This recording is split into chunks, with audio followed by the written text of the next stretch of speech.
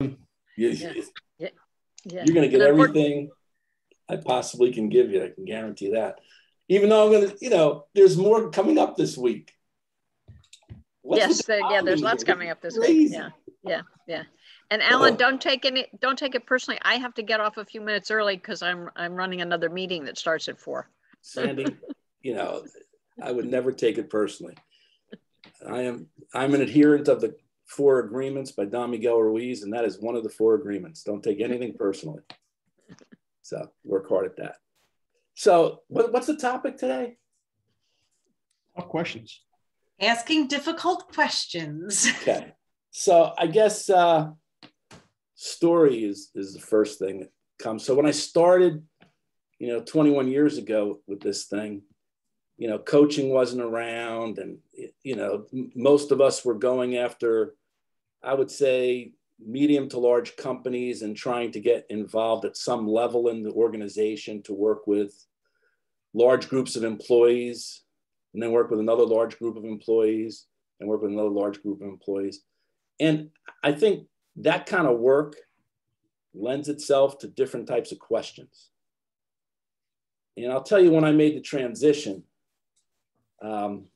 was a meeting I had. It was probably 19 years ago. I had a lunch meeting with a gentleman who ran a business in Central Delaware with another branch somewhere in Africa. So he had multiple locations, one Central Delaware, one in Africa. And I had no idea where this was going to go. I met him through the Chamber of Commerce. And I remember sitting there at a TGI Fridays having lunch. And, I don't know what prompted me to say this, because he said he was having issues with the place in Africa. Great. So, began by asking him a lot of questions about the business. But something struck me with what he said, and I don't know what it was, but I asked him this question that made him cry across from me. And this was an eye-opener for me. And I said, so how does having businesses on both sides of the ocean impact your marriage?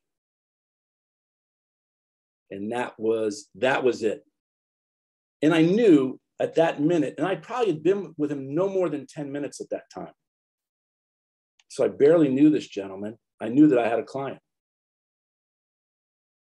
I didn't have to go through any of the other questions that you might even ask. I knew it. He was crying. This is a CEO of a very large organization. He's crying across the table from me. And that was my epiphany. That was one of the epiphanies I've had in this business, that it's never about the business, ever. It's always personal. The nuggets are personal. So it's a bunch of different questions. And I can tell you that most of our brethren are afraid to ask those questions. They never go there because they're so worried about ROI. What's going to happen if sales don't improve? What if your sales force isn't better? What if this isn't better? What if that isn't better? But the real nuggets are with the leaders, with them personally. So that's when I started realizing that I needed to ask more questions personally rather than professionally. And to me, when you ask someone something personal, that's the tough question. And those are the tough questions. So it takes a fearlessness to ask those kind of questions. Like, sounds like you're having issues with your son. And just shutting up and listening. And then that leads you down a path of, you might think, well, we're not psychiatrists. No, we're not psychiatrists. We're not psychologists. But as a coach or as a consultant even, it's our role to ask the questions that impact our potential clients and clients. And I've found that most of us don't have the cojones to ask those kind of questions. So that's what this hour is going to be about. You know, and literally, I'd really like to know from you guys, one, do you ask those kinds of questions? Do you avoid them? Has it even been in your mindset that that's part of our process? I can tell you a story. Sure, Bob.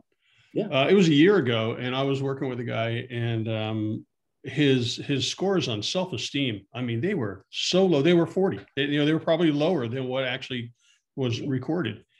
And I actually called Tammy. I said, what the hell am I going to do with this? How am I going to ask this question?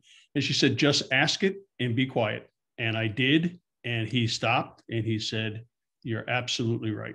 At 100% true. And I had no idea going into it with his bravado that he was going to feel that way about anything. So I learned, kind of like you, I learned a real lesson there. You know, I've worked with vice presidents of companies, presidents of companies, and they're just human beings like we are. They have a title. We have a title also. Most of us are presidents or CEOs of our little organizations. But it's just a person to person. All we're there is to help that individual create and realize their dreams and goals. Are we not? So how do we do that? You know, those are the nuggets, man. Those are the nuggets. I don't know how many, and that's when I transitioned to the coaching model. I don't know, Wendy, how many years ago was that? Is it 15? Whatever it is. Many moons ago when really Herdlinger made it legal, we say, but you know, we transitioned to a coaching model where every group I worked with, it was not the 9 or 10 week process. It included individual coaching. So it didn't matter if the company gave me 50 people to work with. At the end of the process, I got to work with each one of them individually. Because that's where the real growth laid. That's where it was. And then by working with people individually and hundreds of people individually, really got to see the value of coaching people individually. You know, so I transferred my business to, I don't even want to work with groups. I think we're losing time by doing it, to be honest. That's just me. That's just me. And pricing it therefore. So then when you work with all your clientele are one-on-one clients, you'd be surprised what you feel compelled to ask. Any other stories like that? Ladies? I have a question for you. Yeah. When you first start talking to someone, when you're doing your discovery phase, how do you turn it over to starting to ask personal questions? You know, I've always used, before we even knew to do it, I don't know what led me down the path. You know, to me, the goal planning sheet is the model for questions that I ask, every question that I ask. And so if you follow that path, so if I'm sitting down with somebody I barely know, you know, we've gone through the introduction and then it's gaining favorable attention, been through that phase. So let's make that assumption that we've got favorable attention, shall we? So what's the next thing? Discovering wants and needs. So traditionally, discovering wants and needs is, you know, what does your company need? I never go there. So I asked the question, I said, what is the number one thing you would like to accomplish in the next year? That's it. Now, sometimes they're going to give you the company answer, well, we need to find 5 new facilities to purchase. And I'll say, no.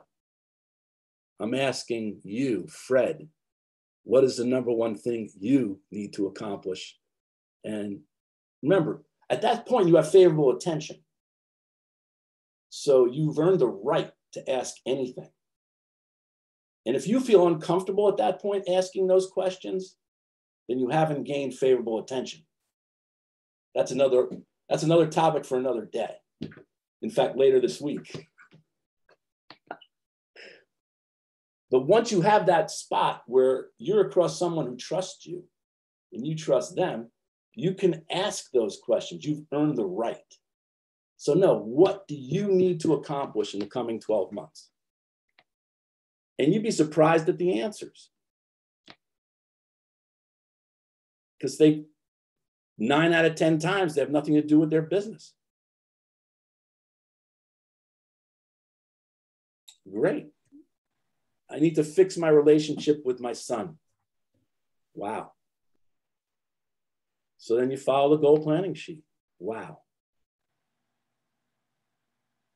So if you were able to do that, what would come to you? Rewards. If you weren't able to fix it, what would happen? Consequences. So in essence, you do have ROI. Yeah, it's personal ROI, not company ROI. But I'm not writing it down to show it back to them. They're stating the ROI.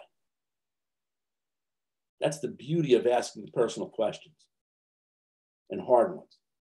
So great. So if you were able to fix your relationship with your son, you have all these things that will accrue to you. What's standing in the way of you fixing your relationship with your son? Those are the obstacles.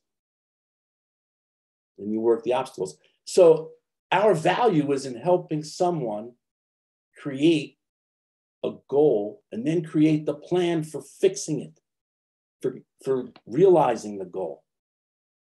It can be done in half an hour, maybe even quicker than that.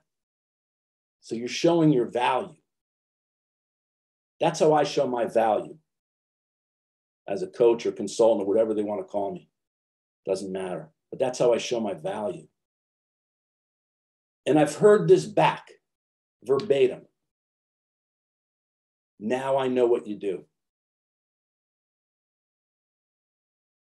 And I think I did something right today if someone says that to me. Because it's true. But it takes going in depth into those things. Questions so far, because I have a path that we're going to go down in a second. Lauren, how you doing? Hey, how are you? Maybe you're just about to go down this path, but my question to you is, once you have asked those questions, what are your goals? What are the benefits? What are the consequences? What's standing in your way? I'd love you to share more about getting to the next level with those questions. To ask the question that is going to make someone squirm or make them stop short or make them, That's where I'm going. So if I need to, this is where I go. And I do this with all my clients. But this is before. So let's say I'm with a prospect, okay? It's all, the toughest questions lie in the rewards and the consequences, believe it or not. Because I'll ask someone, so you told me if you fixed your relationship with your son, that you'd feel better about yourself. And I repeat some of the things that he or she said, both rewards and consequence-wise. And then I'll say, is what you told me, is it logical or emotional? And they'll always say, oh, it's logical. I say, well, do people do things based on logic or emotion? And 90% of the time they're going to say, oh, emotion. And that's when I ask the deeper questions. That's the opening. So I've asked permission to ask them questions. Like what does it mean to you to feel better about yourself? Think of how many times that question's been asked by our brethren. I'm asking it all the damn time. And they say, well, I really haven't felt good about myself. What's so important about you feeling good about yourself? I think I'd have a better relationship with everyone around me. To you about having a better relationship with everyone around you. I just follow the rabbit trail. And I ask until they don't have an answer. And therein lays the nugget. Because they're afraid to answer. They know the answer, but they don't want to tell you because it's so deep. Well, it's because my father and I had a really tough relationship when I was a kid. And I don't want my son and I to have that same sort of relationship. What's the value of that? Can't put $1 on that. And these are the typical questions and answers that I run into every day. So it might seem like a different game than a lot of us play, and I think it is. Because I don't know too many people that do it this way. But I guarantee it'll land you a lot of business. And a lot easier than you might think. But you have to hold strong. You know, it's not easy hearing other people's stuff. Well, you're the sounding board, though. To me, that's the art of being a great consultant or coach. You know, that's our value to executives or whoever your targets are. They'll tell you things they won't tell anybody else. And I mean anybody. And what's the value? You know, it's immense. They don't tell their board of directors. They don't tell their spouse. They don't tell their golf buddies. They only tell you. Because you had the guts to go there. What else? Do you ever have them? I'm sorry, go ahead. No, go ahead, Bob. I was going to ask if you ever have them ask how confidential this conversation is. Yeah. I mean, obviously it is, and it should be, but does anyone ever ask you to validate that in any way, or, you know, before they can open up a little? Rarely, but of course I've been asked that. You know, I think part of that is gained in the gaining favorable attention phase. You know, you've gained that trust.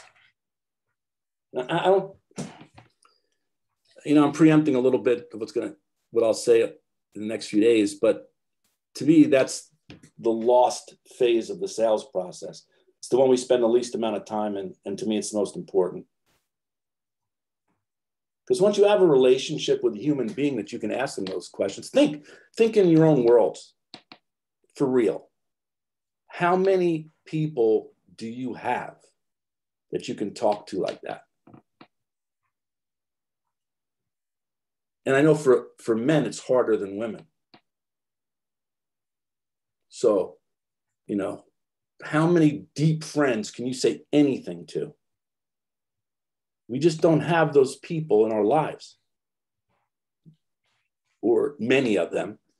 And here's an opportunity that we have to be that person to somebody else.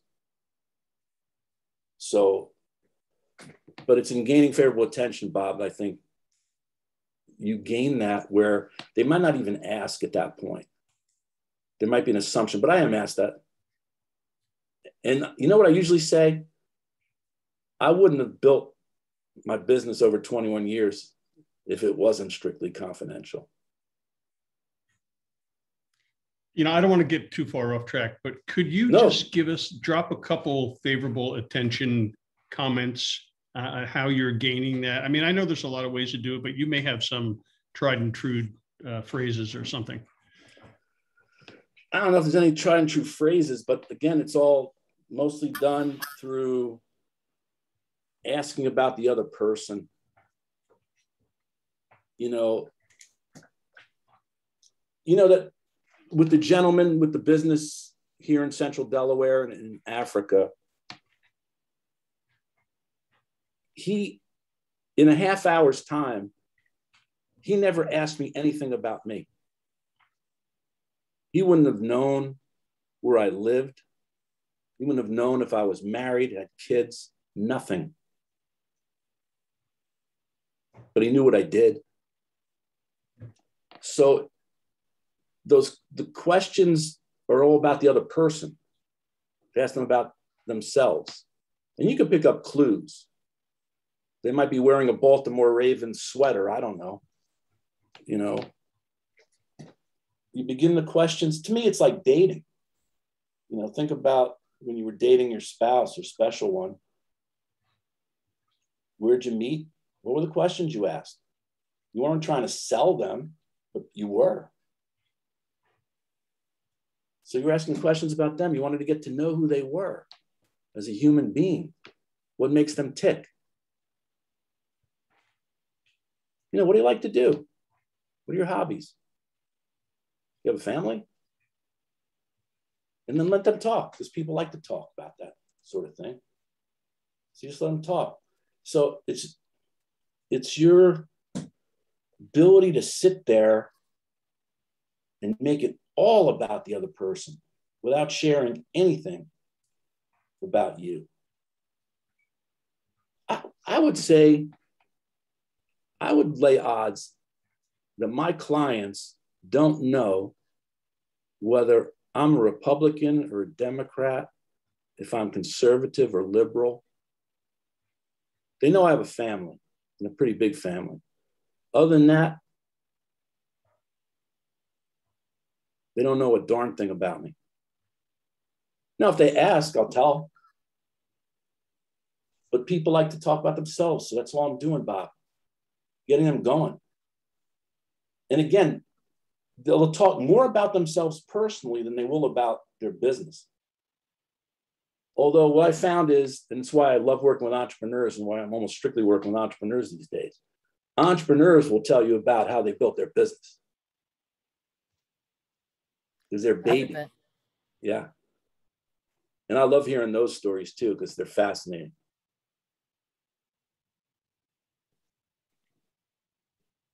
Sandy, what were you going to ask before?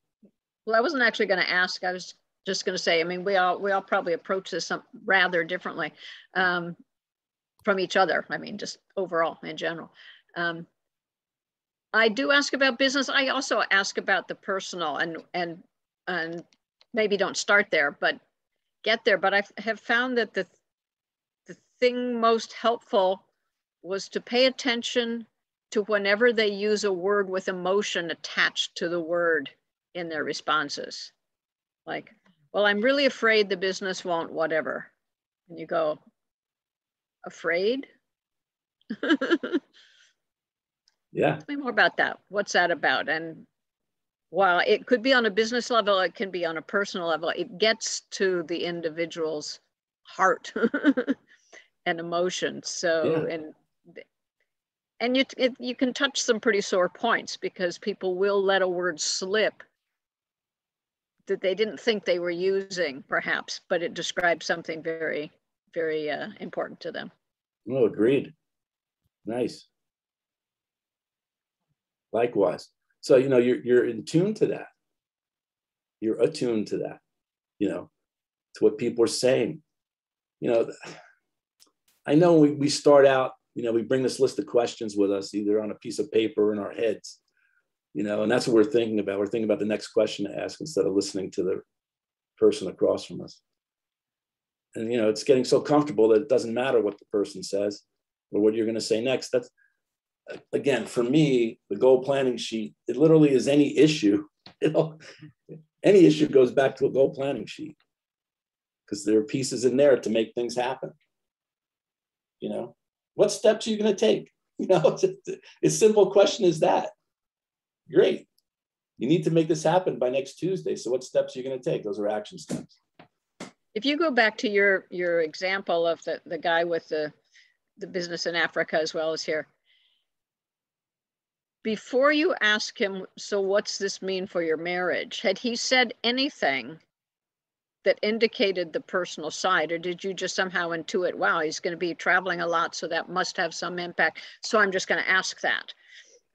You know, I was thinking, it's funny you asked that, Sandy, only because I was thinking about what was I going to do with this hour, you know, and I didn't know because, you know, Wendy kind of prodded me.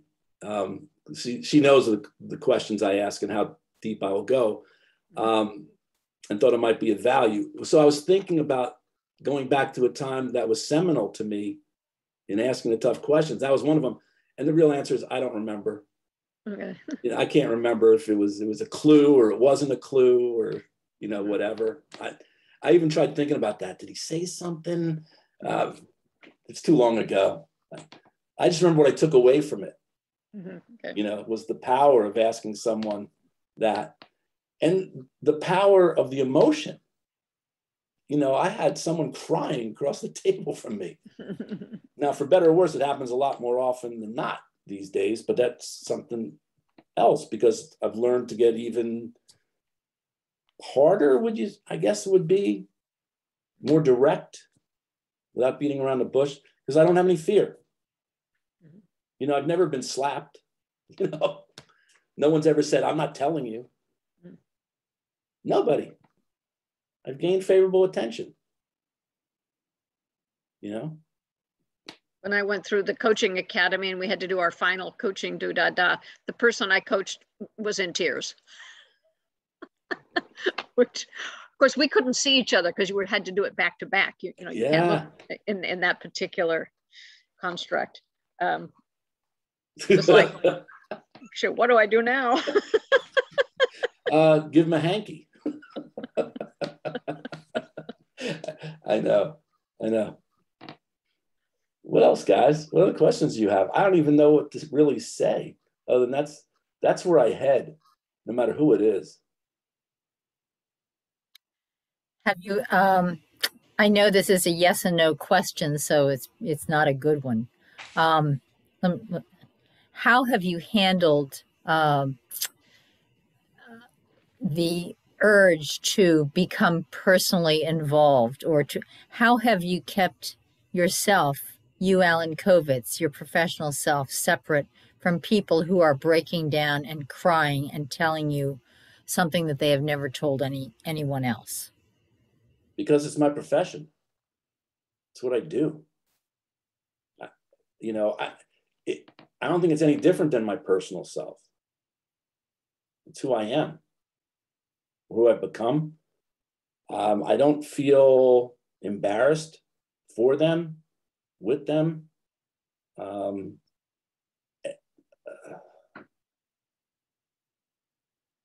Yeah, I would say some people lean on me more than I would like them to lean on me.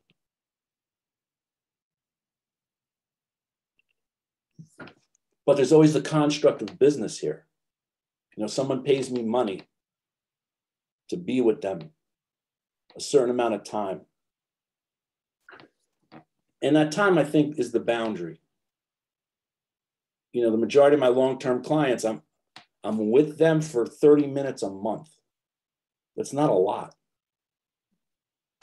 And we get a lot done in 30 minutes. And if it turns into 40, it's not the end of the world. But that's it. Literally, there's no more than that, Lauren. So, you know, people aren't calling me offhand, even though I give them the option. Say, you can call me anytime. I can count on one hand the amount of people that ever use that. Well, I didn't want to disturb you, you know, because you have your own life. I say, well, thank you, but, you know, you're more than free to call me. And I've had calls at weird times with some weird things. And if I can take the call, I do. And if not, you know, I just say I cannot take the call. You know, Lauren, for me, that hasn't been difficult. And, you know, going a little further, are some of my clients friends? Absolutely. You know, I had a bunch of my clients / friends with me at an old quarterly. They came because I've been working with some of these people for a dozen years. And some of them are good friends. Some of them were friends before they were clients. Some were clients that turned into friends. I mean, that's going to happen. The weirdest thing is and this has happened a handful of times when I coach spouses. That is the bizarre one. You coach what? Say that again. I'm sorry. Spouses. Oh, spouses. Okay. So I've done that. In fact, I'm getting ready to do another one. You know, is this with the two of them in the room or individually? Individually. But, you know, I have one really good friend. He's become a great friend, and he's a former elected official here in Delaware. His wife's an attorney. And so I work with both of them, and both of them long-term now. But when she has a business issue, he just tells her, just call Alan.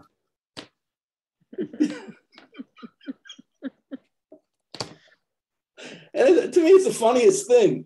You know, like I'm part of the family, but you know, in a good way. It's all good. You know, I've helped them achieve. That's, you know, that's what we do. We help people achieve beyond the realm that they thought was possible, you know, by themselves. You know, I think we give people permission to dream bigger than they ever thought they could.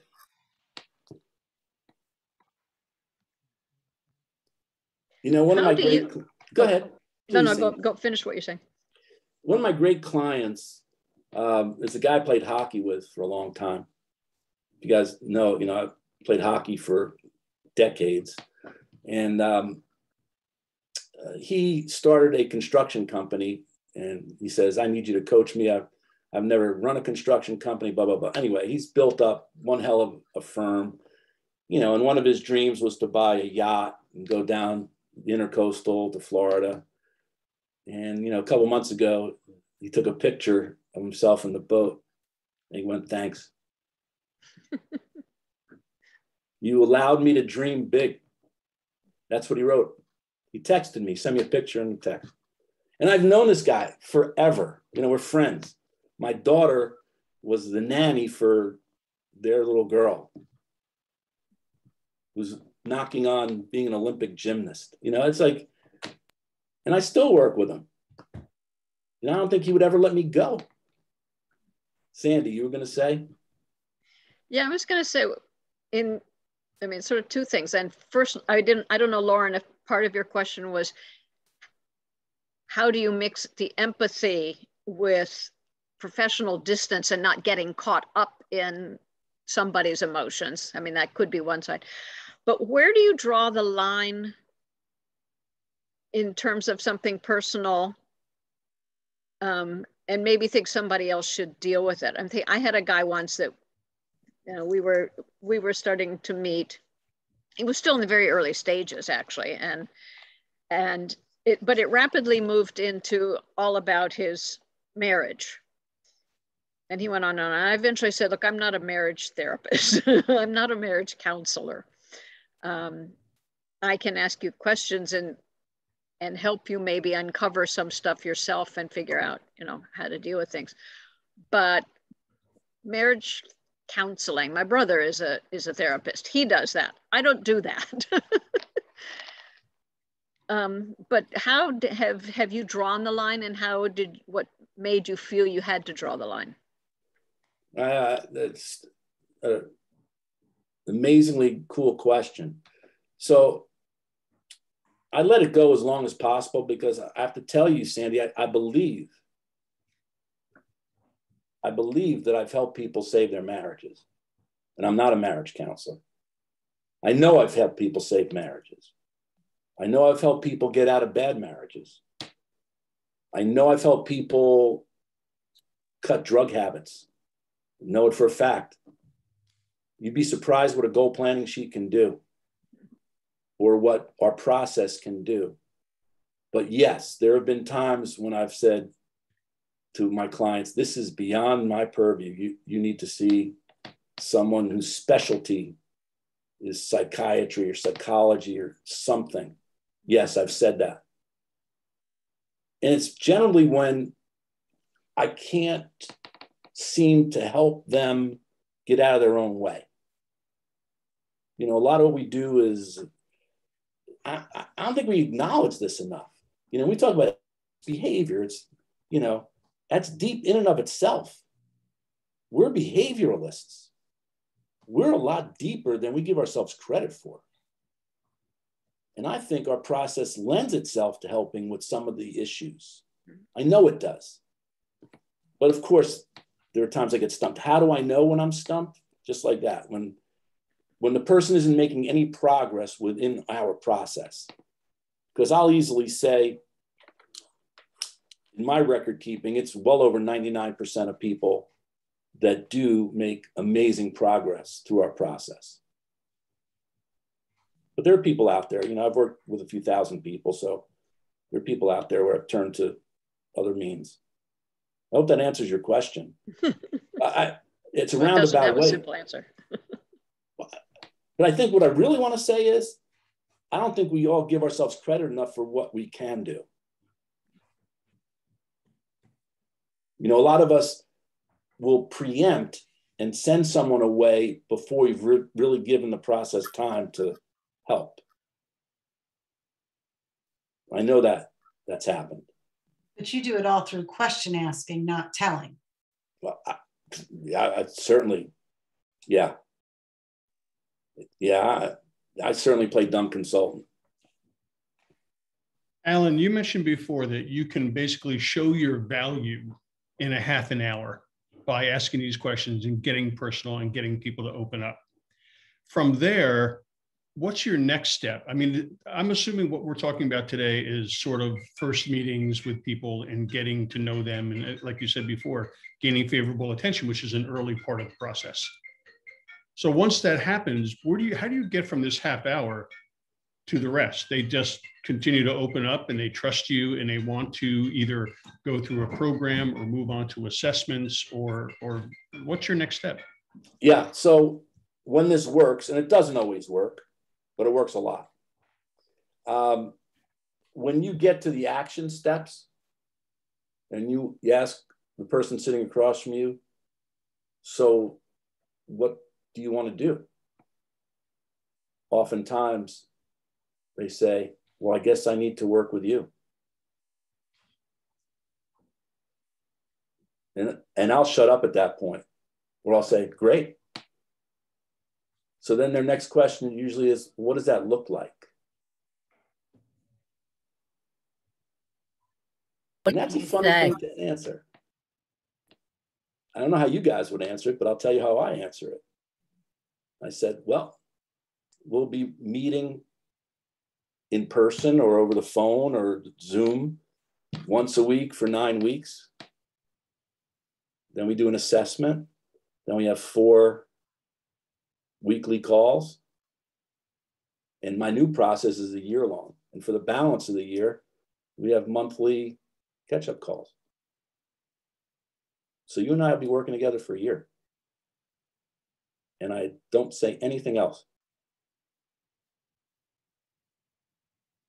And they say, great. And sometimes they say, how soon can we start? And I usually say, I need a week to prepare, but we have to look at our calendars. And we look at our calendars and there it is. Do you use TAN processes, or are you focused on identifying, or them identifying some needs from which you then deal with, essentially going through the goal planning sheet in some depth? I only use TAN process. And I never, ever have customized it. So you use coaching? I use coaching / leadership. Yeah, that's it. They don't know what it is. And I know how you feel because we had that wonderful session with you about the action plan. Do you follow the implementation guides in terms of doing sections of the action plan for each week, having them do sections? Okay. Almost verbatim. Now I have some little things that I do change, Lauren, but it's basically as it was presented to me many moons ago. I still do it that way because it works. So it's so funny, Sandy, you said what you said, because I'm so counter to that, because my thought is people don't know what they don't know. So if you ask them what they need, they really don't know what they need. This is me talking. I know this is not the norm. So, and I know I'm not normal. So, but what I'm saying sure is that in my world, if I were to ask a prospect what they need and they told me, and then I prepared something for what they told me, they would find out during the process that wasn't really what they needed. Right. That's been my experience. Well, it's not that question, but you ask them by saying, you know, what's the one thing that you really want to accomplish in the coming 12 months or whatever. I mean, you've actually asked that just using different words. I mean, but what you're trying to get is what's important to them. Yes. Now, but at some point you also have to think like, okay, where am I moving this toward? Am I moving, does that fit within running the leadership process or running a strategic planning process or whatever the other ones you might use are? Yeah, great point there. The difference is between our personal processes and a strategic planning process. I understand that. So I've done a lot of strategic planning. I mean, an absolute shitload, but I no longer do. I have given up, even though I have one coming up. And I don't enjoy it anymore, because working with a group of people in an organization to do a strategic plan, those tough questions really aren't the same. To me, it doesn't have the depth of working personally with somebody. And I've done a bunch of them, Sandy. I mean, an absolute bunch of some really big strategic plans. And I don't enjoy it anymore. So I'm not going to do it. Yeah. So, but in terms of the personal work, you can give, I don't care which one of the binders you give me, I'll make it sing. But the one that is universal is leadership/coaching. It's universal. Yeah. It'll help anybody at any time. So yes, I've done a ton of the sales ones too. But it's been a while. You know, it seems like, you know, in my avatar, the person I'm really looking to work with, it just, boom. That it doesn't matter what the material is. It doesn't matter what the chapters say. It's the process of them putting their thoughts on paper, which I don't use the LMS. Don't believe in that either. There's a connection between your brain and writing something that you don't get from typing. And that's proven, by the way. So I only use paper. And people don't ask. If you give them a choice, do you want to do this on a computer or on a paper? A lot of people might say, a computer. But a lot of people, when I used to ask that question, and they say, what do you recommend? This is your world. You're the doctor here. And I say paper. So I only do paper, but now I don't even ask. Mm-hmm.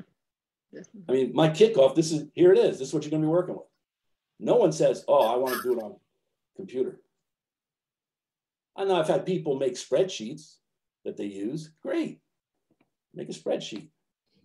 But I found that, you know, when they write it down, they do that gives them the platform. And it's all about the action plan. It's not about the chapters.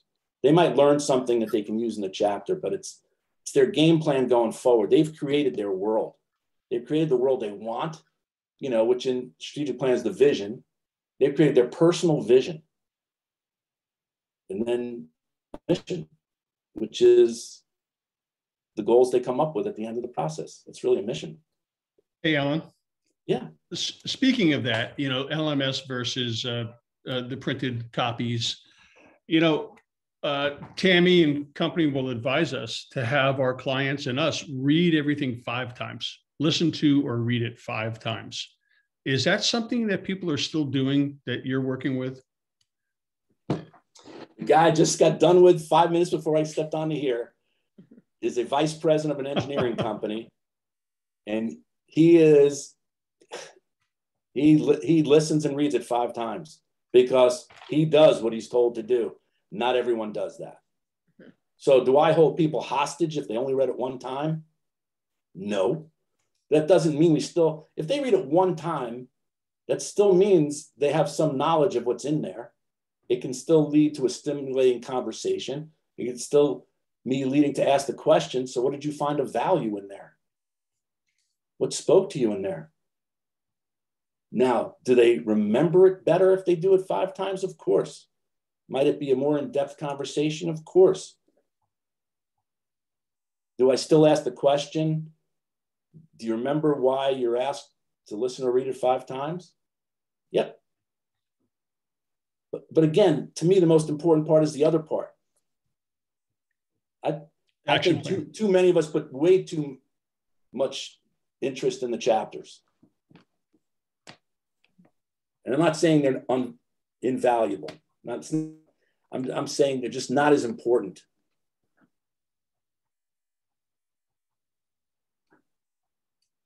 Thanks. Does that make any sense, Bob?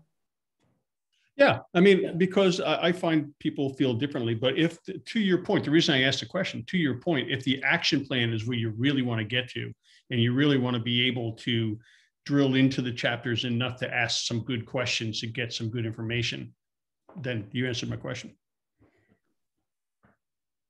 Ladies, do you feel differently? Well, I feel differently now that we had that wonderful session with you, and now that a couple of us are actually going through the action plan on our own. We are doing it together. We meet once a week, but we're actually doing the action plan. One person in that group of 4 had never in his entire career done the action plan with clients before, so it's like it's a revelation. Let's put it that. I'm sure it is.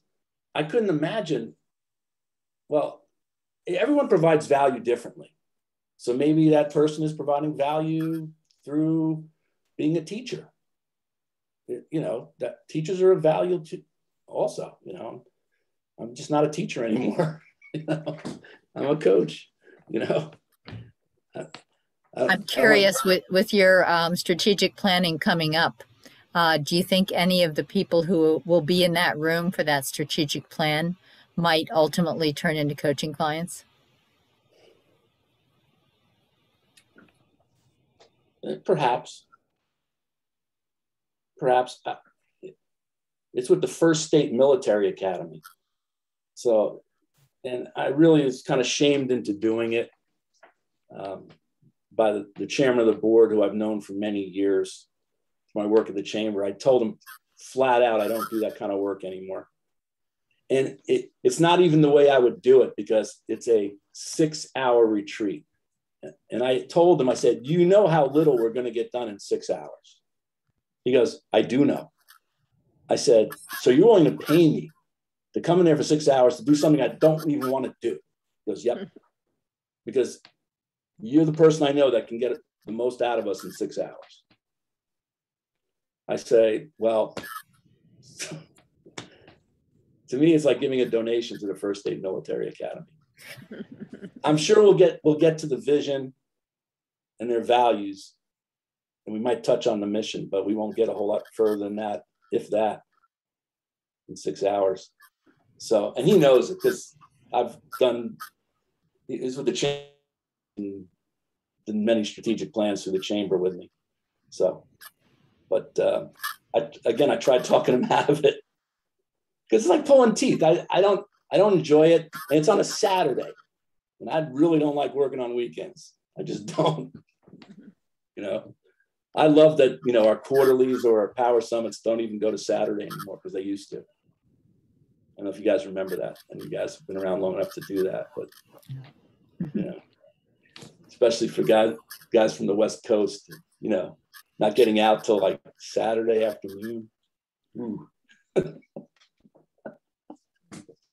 So what else, guys? You know, thank you for this great discussion. What else do you want to know? You know. I have a question. Sure. So I know it's a learning process, but could you share any tips, techniques? What did you do early on to, I don't want to use the word force yourself, but, you know, push yourself to ask those deeper questions? Because I know a lot of times people are afraid to go in there and ask those more difficult questions? Is there something that you did to get yourself ready before, that meeting? Yeah. Now you're going to, oh, this is so counterintuitive or counter to what we were taught. So before a meeting with a decision maker, I'm going to share with you the preparation I do. I just did. I don't look at a website. I don't look up someone on social media. I don't do any. And that forces me to ask the questions. I don't want to know how many employees they have. I don't want to know how big the company is. I want to ask that. You know, the funny thing is, no one has ever said, oh, it sounds like you haven't done any research on what we do. No one has ever said that to me. No, Alan, it's funny. Arnie told me the same thing a long time ago. He said, go in unprepared. Yep. So that you, just for the same reasons you mentioned, just so that you can ask a question, see how they answer it. Yes. So you want to be curious. If I know everything, I'm not curious. So I want 100% curiosity about the person. Now, granted, a lot of the people I sit down with in the last 10 years, I have met in advance, most of them. But I would say good 30% of them are referrals that I haven't met. So I'm meeting with Cecilia or Tom or whoever it is, and I know of them, but I've never met them. So it's great. So yeah, that's how I do it. I remain curious. I remain curious about the human mind. And I've also done a lot of reading about that, you know, about the human mind and various far out kind of books, I would say, you know. Have you had experiences of attempting to ask the difficult questions of somebody and it really flopping? Of course. You know, shoot, happens all the time. So when it flops, it means I didn't ask the right question. It just leads down a different path. Or I find out very quickly, and this does happen, especially when I'm referred to people that I don't know, where I realize very quickly, this is not a human being I want to work with. Mm. I don't care if they pull their checkbook out and pay me 10 times the amount I usually get. I will not work with this person. And that's when it flops the most. And, you know, it's like, you know, the sirens go off and it's like, get out of there as soon as possible, Kovitz. You know? You know, don't waste their time or yours. So, you know, you can overcome that sometimes. You know, sometimes people aren't used to that line of questioning.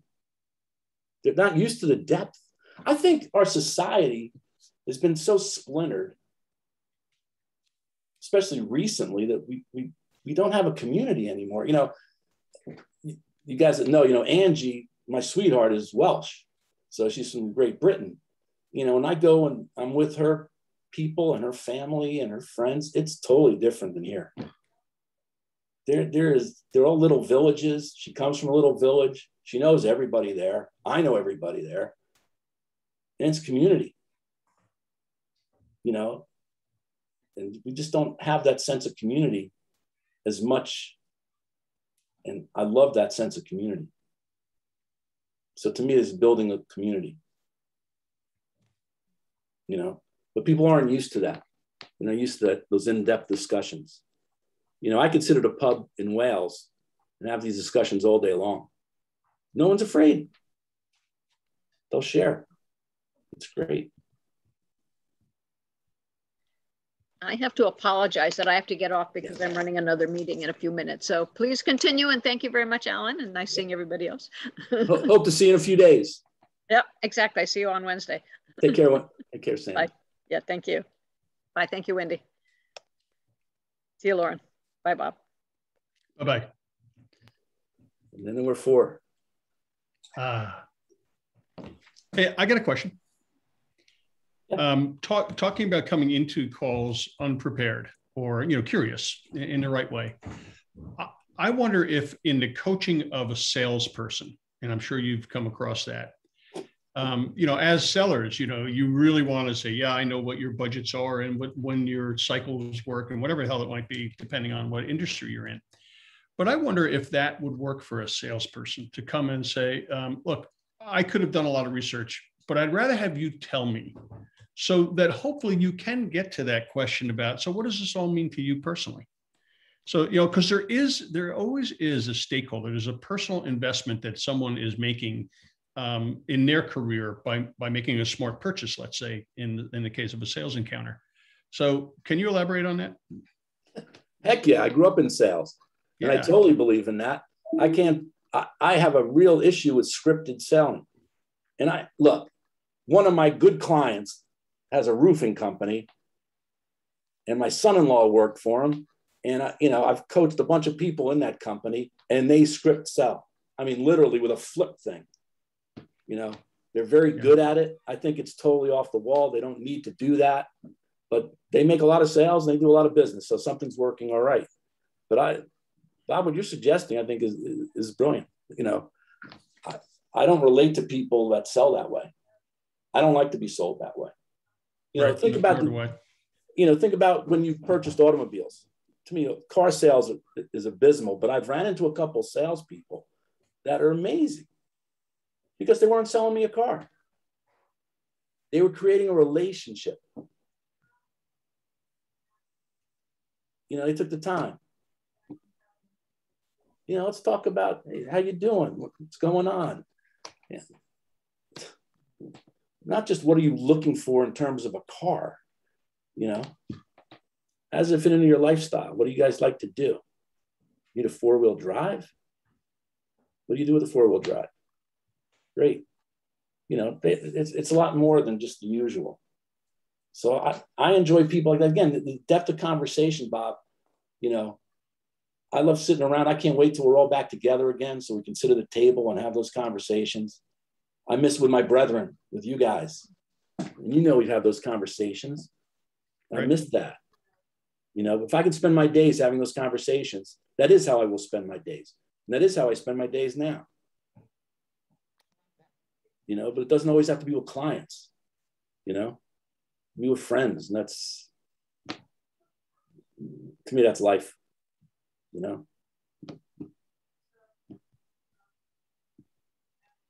Thank you, Alan. You're very welcome. Yes, I was going to say, it's just about 4 o'clock. Thank you for taking your time with us. Well, it's my pleasure. I'll see you guys in a couple of days. In a couple of days. Thanks, I wish I could be there, but I'll talk to you soon. Hey, good seeing you, Bob. All right, likewise. So, Wendy, can I talk to you for 2 minutes? Sure. Alone? Yep. Sorry, we're going to stop the recording.